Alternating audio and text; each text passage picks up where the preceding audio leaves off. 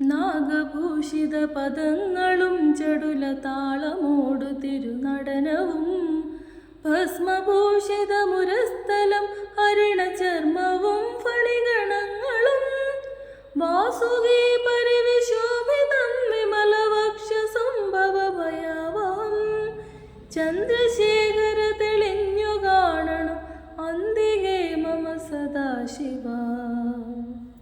നീലകണ്ഠ തവ നീലകണ്ഠവും അതിൽ പുളഞ്ഞൊര ഹിമാലയും ഭൂവിശോഭ വഴിയും കരങ്ങളിൽ ഢമഢമാരവ കടും തൊടി ശൂലപാണി